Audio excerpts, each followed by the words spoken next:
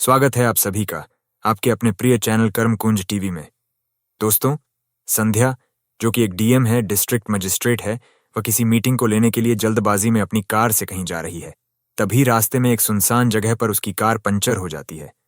अब जैसे ही उसकी कार पंचर होती है तो ड्राइवर उतरता है और उतरने के बाद डिग्गी खोलता है स्टेपनी चेंज करने के लिए। लेकिन गाड़ी की डिग्गी में स्टेपनी थी ही नहीं।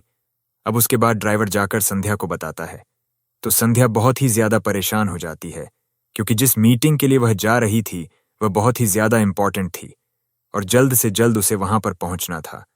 तो अपने ड्राइवर से कहती है कि जल्द से जल्द जाओ और इस गाड़ी में पंचर बनवा कर लाओ, वरना मैं मीटिंग के लिए लेट हो जाऊंगी। तभी वह ड्राइवर कहता है कि मैडम, यहाँ तो आसपास कोई भी दुकान नहीं है जिस पर जाकर मैं इस गाड़ी का पंचर बनवा सकता हूं। तो उसके बाद संध्या कहती है, तुम ऐसा करो, इस टायर को खोल कर ले जाओ और किसी सवारी से बैठकर चले जाओ और इसमें जल्द से जल्द पंचर बनवाओ, मुझे बहुत जरूरी काम है।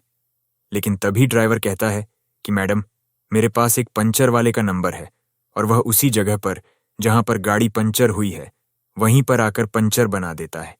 तो इसके बाद संध्या कहती है कि वह कैसे। तो वह बताता है कि उसने अपना पंचर का पूरा सामान बाइक के ऊपर सेट कर रखा है और जहां पर भी किसी की कोई गाड़ी, ट्रक वगैरह पंचर होते हैं तो वहां पर जाकर उनके गाड़ी और ट्रक में पंचर बना दिया करता है। उसके बाद संध्या कहती है, तो जल्द से जल्द उसे फोन करो और बुलाओ, मुझे मीटिंग के लिए लेट हो रहा है। ड्राइवर उस पंचर वाले के पास फोन करता है। वह पंचर वाला वहां पर आ जाता है जिसने अपनी एक बाइक पर ही कंप्रेसर और पूरा पंचर का सामान रख रखा था। वह बाइक को आकर गाड़ी के पीछे लगा लेता है और पीछे की तरफ से ही वह आया था। अब गाड़ी का पिछला वाला पहिया पंचर था, तो उसके बाद वह गाड़ी का पंचर बनाने लगता है। इधर जो संध्या कार के अंदर बैठी हुई थी, वह जैसे ही उसकी निगाह साइड वाले शीशे पर जाती है और उस पंचर वाले का चेहरा दिखता है तो वह एकदम से रोने लगती है। फूट फूट कर रो रही थी और रुमाल से अपने आंसुओं को पोंछ रही थी। अब वह पंचर वाला जाकर डिग्गी खोलता है जैक लेने के लिए, और जैसे ही वह डिग्गी खोलने के लिए गाड़ी के अंदर घुसता है तो वह देखता है कि इस गाड़ी के अंदर जो महिला बैठी हुई है वह तो संध्या है। और संध्या को देखकर वह भी हक्का बक्का सा रह जाता है। लेकिन वह डिग्गी खोलता है और डिग्गी खोलने के बाद उसमें से सामान निकालता है और उस टायर का पंचर बना देता है। आप जैसे ही उसका पंचर बन गया था तो उसके बाद जो ड्राइवर है वह पूछता है, बताओ तुम्हारे कितने पैसे हुए। तो वह मना कर देता है, कहता है, मुझे पैसे नहीं चाहिए, मैडम से कह दीजिएगा अगर हमें कभी जरूरत पड़े तो हमारी मदद कर देंगे, इतना ही काफी है, क्योंकि आप लोग बड़े लोग हो और आप लोगों से हम पैसे नहीं ले सकते।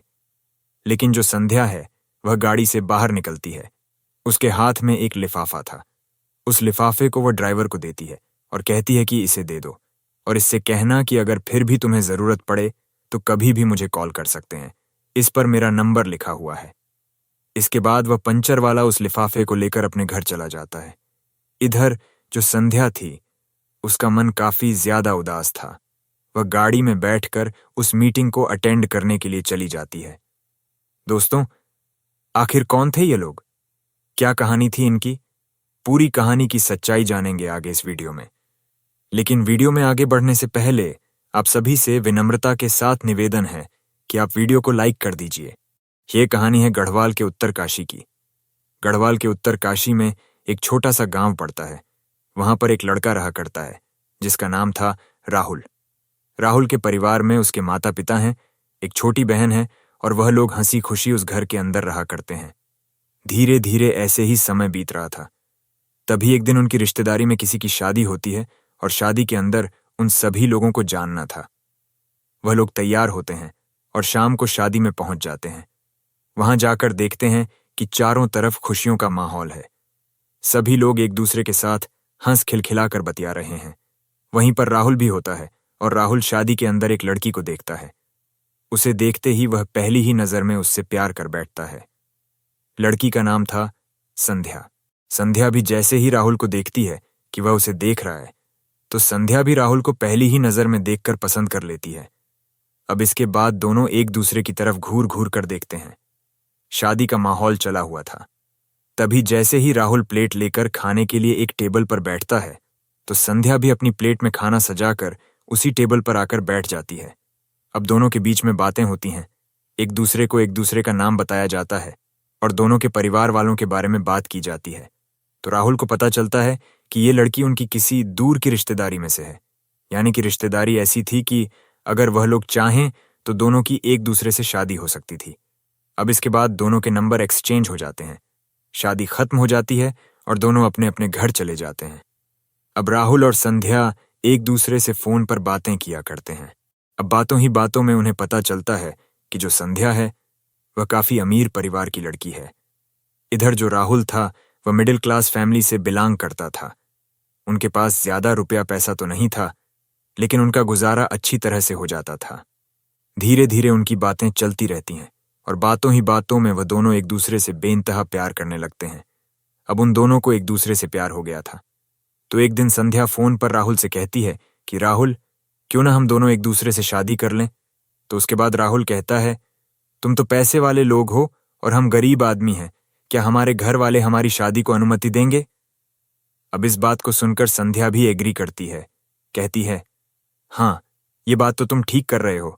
घर वाले इस बात के लिए कभी नहीं मानेंगे कि मैं तुमसे शादी करूं, क्योंकि दोनों का रिश्तेदारी का कांटेक्ट था। तो दोनों को पता था कि जो संध्या है वह काफी पैसे वाली है और राहुल एक मिडिल क्लास फैमिली से आता है। तो अब इसके बाद राहुल एक फैसला करता है। वह कहता है, क्यों ना हम भागकर शादी कर लें। अब इस बात को सुनकर जो संध्या है वह भी उसकी बात के लिए राजी हो जाती है और दोनों एक जगह जाकर कोर्ट मैरिज कर लेते हैं। अब उनकी जैसे ही यह बात उनके घर वालों को पता लगती है तो उनके घर वाले पहले तो गुस्सा करते हैं, फिर सोचते हैं कि अभी बात ज्यादा फैली नहीं है तो दोनों की रजामंदी से शादी करा देते हैं और बात यहीं पर संभल जाएगी। ऐसा सोचकर दोनों के घर वाले आपस में बात करते हैं और बात करने के बाद दोनों बच्चों को बुलाया जाता है और दोनों की धूमधाम से शादी कर दी जाती है। यानी कि उन दोनों को प्यार हुआ था, उसके बाद लव मैरिज की थी और फिर अब उनकी अरेंज मैरिज भी हो चुकी थी। अब शादी होने के बाद राहुल और संध्या एक घर के अंदर हंसी खुशी रहा करते हैं और जो संध्या थी वह पढ़ने लिखने में काफी ज्यादा होशियार थी। वह राहुल से कहती है, राहुल, मैं आगे पढ़ना चाहती हूँ और मैं अपनी पढ़ाई के दम पर किसी बड़ी पोस्ट को हासिल करना चाहती हूँ। तो राहुल कहता है, ये तो बड़ी अच्छी बात है, लेकिन ज्यादा पढ़ाई को टाइम दोगे तो घर गृहस्थी को कैसे संभालोगी? उसके बाद संध्या कहती है, ये सब कुछ मैं अपने आप संभाल लूंगी, मैं पढ़ाई करके कुछ बड़े मुकाम को हासिल करना चाहती हूँ। तो राहुल भी इस बात में उसकी सहमति जताता है और संध्या वहीं पर रहकर अपनी पढ़ाई को जारी करती है। इधर जो राहुल के घर वाले थे वह भी उसकी पढ़ाई को ज्यादा रोक टोक नहीं किया करते थे, वह भी अपनी बहू को पढ़ने दिया करते थे। धीरे धीरे समय बीतता है और समय के साथ साथ जो संध्या है उसे राहुल में बहुत सारी कमियां दिखाई देने लगती हैं। उसके घर में कमियां दिखाई देती हैं, राहुल के अंदर कमियां दिखाई देती हैं। तो इस बात को लेकर वह एक दिन अपनी माँ के पास फोन करती है। इधर उसकी माँ जैसे ही उसकी बात सुनती है तो उसे उल्टा सीधा सिखाने लगती है। उल्टा सीधे जैसे ही उसको सिखाया जाता है तो संध्या राहुल से लड़ाई करने लगती है। अब जैसे ही संध्या राहुल से लड़ाई करती है तो उसके बीच में उसकी सास भी पार्ट प्ले करती है और कहती है, बेटी, अगर तू पैसे वाले घर की बेटी है तो हमने तुमसे थोड़ी ना कहा था कि तू हमारे बच्चे से शादी कर। तुम पहले ही शादी से मना कर देती। अब तो तुम्हारी शादी हो गई है, अब तुम घर में कमी निकालो या इस लड़के में कमी निकालो, इसका कोई मतलब नहीं बनता। धीरे धीरे टाइम बीतता रहता है और टाइम बीतते बीतते उनकी शादी को 2 साल हो जाते हैं और 2 साल बाद उनकी लड़ाई कुछ ज्यादा ही बढ़ गई थी। तभी एक दिन किसी छोटी सी बात को लेकर उन दोनों की लड़ाई होती है और उस लड़ाई को लेकर जो संध्या है वह अपने मायके चली जाती है। मायके जाने के बाद वह वहां से तलाक का केस फाइल कर देती है। अब दोनों का तलाक हो जाता है। तलाक होने के बाद संध्या अपने घर पर है और इधर जो राहुल है वह अपने घर पर है। अब संध्या पढ़ाई लिखाई तो कर ही रही थी। धीरे धीरे वह पढ़ाई करती है और पढ़ाई करने के बाद वह एक डिस्ट्रिक्ट मजिस्ट्रेट बन जाती है। इधर जो राहुल है, जैसे ही उसका संध्या से तलाक हुआ था तो उसके बाद उसके परिवार में कुछ ठीक नहीं रहने लगा। धीरे धीरे करके एक से एक उन पर मुसीबतें आने लगीं और मुसीबतों के चलते उनकी जो कुछ भी जमीन थी जिस पर वह खेती किया करते थे वह सारी बिक जाती है। अब जमीन बिक गई थी। घर का गुजारा करने के लिए राहुल को कोई ना कोई काम करना था और काम की तलाश में इधर उधर घूमता फिरता है। तभी उसका एक दोस्त था जो पंचर की दुकान चलाया करता था, तो वह उसके पास बैठा हुआ था। वह उसे अपनी सारी बातें बताता है और कहता है, यार घर का खर्च चलाने के लिए कुछ ना कुछ काम तो करना ही होगा। तो उसके बाद उसका दोस्त उसे आइडिया देता है, कहता है, तू भी क्यों ना पंचर की दुकान खोले, इसमें अच्छी आमदनी हो जाती है, ज्यादा खर्चा नहीं लगता, केवल हमारी मेहनत लगती है और मेहनत के पैसे हमें मिल जाते हैं। तो ये आइडिया राहुल को अच्छा लगता है, लेकिन इस आइडिया पर वह अलग तरह से काम करता है। वह सोचता है कि इस तरह से दुकान खोलकर तो काफी लोग बैठे हुए हैं, लेकिन ऐसा हो कि मैं इन सभी सामानों को लेकर सभी के पास जाकर उनका पंचर बना दिया करूं। क्योंकि राहुल पढ़ा लिखा था और अपनी पढ़ाई लिखाई का इस्तेमाल करके वह इस आइडिया पर काम करता है। वह अपने दोस्त के साथ मिलकर पंचर लगाने के लिए जो भी जरूरी सामान था, उन सभी सामानों को एक बाइक पर फिट कर लेता है और फिट करने के बाद उस बाइक के पीछे अपना नंबर भी लिखवा देता है कि किसी को भी अगर पंचर लगवाना हो तो वहीं पर आकर हम लगा देते हैं। इसके बाद जिसकी भी गाड़ी पंचर हुआ करती थी, जहां पर भी, वही राहुल के पास फोन करता और उसे वहां पर बुलाकर अपनी गाड़ी में अपने ट्रक में पंचर लगवा लिया करता। इसी तरह से राहुल का गुजारा होने लगता है। तभी एक दिन राहुल के पास एक फोन आता है और उसे एक लोकेशन दी जाती है, जो लोकेशन उससे 10 मिनट की दूरी पर थी। तो उसके बाद राहुल उसी लोकेशन पर जाता है पंचर लगाने के लिए। वहां पर जाकर देखता है कि एक डिस्ट्रिक्ट मजिस्ट्रेट की गाड़ी है जो कि पंचर हो चुकी है और उसके पंचर लगाने के लिए उसे बुलाया गया है। वहां पर जाने के बाद वह टायर को देखता है और टायर को देखने के बाद जैसे वह डिग्गी खोलता है जैक निकालने के लिए, तो गाड़ी के अंदर जैसे देखता है तो गाड़ी के अंदर संध्या बैठी हुई थी। संध्या की तरफ देखकर वह थोड़ी देर के लिए खामोश हो जाता है, लेकिन फिर उसके बाद डिग्गी को खोलकर उस गाड़ी में पंचर लगाने लगता है। गाड़ी का पंचर लग जाता है और पंचर लगने के बाद ड्राइवर उससे पूछता है कि इतने पैसे हो गए? तो वह कहता है, कोई बात नहीं, पैसों की मुझे कोई जरूरत नहीं है, इनसे कह देना, ये बड़े आदमी हैं, कभी हमें जरूरत पड़े तो हमारी सहायता कर देंगे। अब इस बात को सुनकर संध्या, जो गाड़ी के अंदर बैठी हुई थी, वह बाहर निकलती है। उसके हाथ में एक लिफाफा था और लिफाफे के ऊपर उसने अपना मोबाइल नंबर लिख रखा था। उस लिफाफे को ड्राइवर को देती है और कहती है कि इन्हें दे दीजिए और इनसे कहिए, कभी भी इन्हें जरूरत पड़े तो इस पर मैंने अपना नंबर लिख दिया है और ये कभी भी मुझे फोन कर सकते हैं। उसके बाद राहुल उस लिफाफे को लेकर अपने घर चला जाता है। धीरे धीरे शाम हो जाती है और शाम के समय वह अपने कमरे में चला जाता है आराम करने के लिए। तभी वह उस लिफाफे को खोलकर देखता है तो उसके अंदर 5,000 रुपए थे और बाहर संध्या का नंबर लिखा हुआ था। अब रात का समय था तो राहुल सोचता है कि क्यों ना फोन कर लिया जाए। तो उसके बाद वह अपने फोन से संध्या को फोन करता है और उनके बीच बातें होने लगती हैं। पहले तो वे दोनों एक दूसरे के हालचाल जानते हैं और उसके बाद संध्या पूछती है, राहुल, ऐसा क्या हुआ जो तुम्हें यह काम करना पड़ा? राहुल कहता है कि अगर इसके बारे में जानना है तो तुम्हें मुझसे मिलना होगा, ये बातें फोन पर नहीं हुआ करती।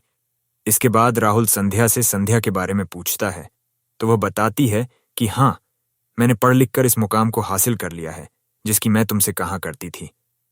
ऐसे धीरे धीरे करके उनकी 1-2 घंटे बातें होती हैं और 1-2 घंटे बातें होने के बाद वे दोनों सो जाते हैं। दूसरे दिन सुबह सुबह राहुल के पास संध्या का फोन आता है और कहती है कि हाँ, तुम मिलने के लिए कह रहे थे ना, तो बताओ किस दिन मिलोगे? मुझे जानना है कि तुम्हारे साथ ऐसा क्या हुआ जो तुम इस तरह से पंचर लगाने लगे। इसके बाद राहुल कहता है, अगर तुम्हें मिलना है तो तुम मेरे घर पर ही आ जाओ, यहां पर तुम्हें कौन रोकने टोकने वाला है? तो संध्या कहती है कि मैं फिलहाल डिस्ट्रिक्ट मजिस्ट्रेट हूं और मैं ऐसे ही यहां से नहीं निकल सकती। अगर मैं ऐसे ही आ गई तुम्हारे पास तो दुनिया वाले अलग अलग तरह की बातें बनाएंगे और मुझसे यह सब कुछ सहन नहीं होगा। वह कहती है, तुम ऐसा करो, तुम ही मुझे लेने के लिए आ जाओ, मैं अच्छी तरह से अपना चेहरा छुपाकर तुम्हारे साथ चल दूंगी और जहां भी जाना है वहां जाकर हम दोनों एक दूसरे से बातें करेंगे। उसके बाद राहुल कहता है, ठीक है संध्या, मैं आ रहा हूं, तुम जल्द से जल्द तैयार हो जाओ। और संध्या उसे एक जगह बताती है कि वहां पर मिलना, वहां पर मैं अपने आप आकर तुम्हारी बाइक पर बैठ जाऊंगी। राहुल जाकर वहां पर अपनी बाइक को लेकर खड़ा हो जाता है। थोड़ी देर बाद संध्या अच्छी तरह से चेहरे को छुपाकर उसकी बाइक पर आकर बैठ जाती है। जैसे ही संध्या उसकी बाइक पर बैठती है तो उसे लेकर एक पार्क के अंदर चला जाता है और वहां जाकर बैठकर दोनों एक दूसरे से बातें करने लगते हैं। तो संध्या कहती है, हाँ राहुल, अब बताओ तुम्हारे साथ ऐसा हुआ क्या जो तुम यहाँ पर पंचर बनाने लगे। तो राहुल बताता है, तुम्हारे जाने के बाद कुछ ऐसा हुआ जिसके कारण हमारा पूरा परिवार तहस नहस हो गया। घर की आर्थिक स्थिति काफी ज्यादा खराब हो गई थी। जो कुछ भी जमीन थी वह सारी बिक गई थी और उसके बाद हम लोग आर्थिक स्थिति से काफी ज्यादा कमजोर हो गए थे। तो मैंने सोचा कि इस तरह से बैठे रहने से तो कुछ नहीं होगा, कुछ ना कुछ काम ही किया जाए। और इस काम को मैंने अपने दोस्त की मदद से स्टार्ट किया था और अच्छा खासा यह काम चल रहा है। अब मेरे घर का गुजारा अच्छी तरह से हो जाता है। तभी जो राहुल है वह संध्या की तरफ गौर करता है और कहता है, तुमने शादी कर ली? तो संध्या कहती है, नहीं, मैंने शादी नहीं की। तो वह कहता है, तुम्हारी मांग में सिंदूर है और गले में मंगलसूत्र है, तो यह फिर किसके नाम का है?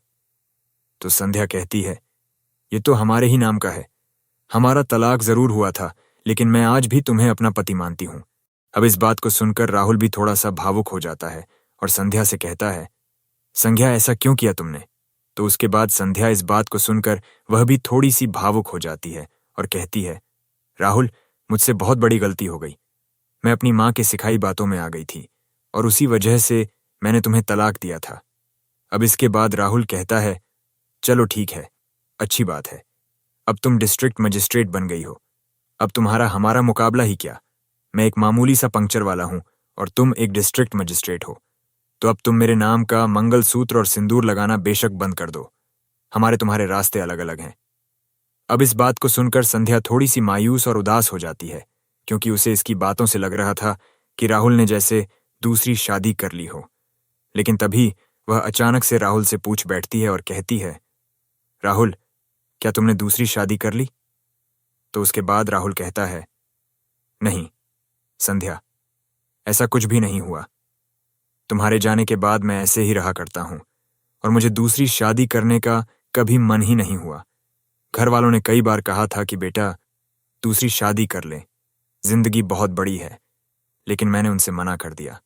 मैंने कहा कि शादी जिंदगी में एक बार होती है और उसके बाद मैं शादी नहीं करूंगा। अब इस बात को जैसे ही संध्या सुनती है तो उसके चेहरे पर एक अलग सी चमक आ जाती है और वह कुछ अलग ही चीजें सोचने लगती है। वह राहुल से कहती है, राहुल, चलो, मुझे कुछ काम है और वहां पर हम लोग जाएंगे। ऐसा कहकर वह राहुल के साथ बैठती है और राहुल से कहती है कि पास में ही एक मंदिर है और मुझे मंदिर में कुछ काम है, वहां पर चलते हैं। तो राहुल को उस मंदिर में ले जाती है और मंदिर में ले जाने के बाद वहां पर राहुल से दोबारा से शादी कर लेती है। कहती है, राहुल, जो भी मेरी गलतियां हैं उनको माफ करो और इससे आगे ऐसा कुछ नहीं होगा। हम दोनों बड़ी हंसी खुशी एक दूसरे के साथ रहा करेंगे। अब इस बात को सुनकर राहुल भी राजी हो जाता है, क्योंकि वह भी नहीं चाहता था कि जिससे उसने प्यार किया है वह उससे अलग रहे। क्योंकि जितने दिन वह उससे अलग रहा था, हर रात वह संध्या के बारे में ही सोचा करता था। दोनों की दोबारा से शादी हो जाती है और शादी होने के बाद संध्या राहुल को अपना ड्राइवर रख लेती है और कहती है, तुम्हें मेरी गाड़ी चलानी है और मेरे साथ ही तुम रहना। अब संध्या जैसे ही अपने ससुराल आती है राहुल के साथ, तो संध्या की सास संध्या को देखकर बहुत ही ज्यादा खुश हो जाती है, प्रसन्न हो जाती है। और जैसे ही वह सुनती है कि संध्या अब डीएम बन चुकी है तो बड़ी ही खुश होती है। वो कहती है, बेटी, ये तो बड़ा अच्छा हुआ और तूने अच्छा किया जो दोबारा से शादी कर ली, वरना ये तो किसी से शादी करने के लिए तैयार ही नहीं था। इसके बाद वह सभी लोग उस घर के अंदर हंसी खुशी रहा करते हैं। तो दोस्तों, ये थी कहानी राहुल और संध्या की, जहां पर दोनों एक दूसरे से अलग हुए और अलग होने के बाद दोबारा से मिल गए। आप इस कहानी के बारे में जो कुछ भी कहना चाहते हो, अपनी राय कमेंट बॉक्स में लिख सकते हो, लोगों के साथ शेयर कर सकते हो। इन कहानियों को सुनाने का उद्देश्य आपको परेशान करना बिल्कुल भी नहीं है। ये कहानी आपको इसलिए सुना जाती है ताकि आप लोग इन कहानियों में से कुछ ना कुछ सीख सकें और अपने जीवन में उस चीज को अप्लाई कर सकें। आप सभी लोगों का बहुत बहुत धन्यवाद।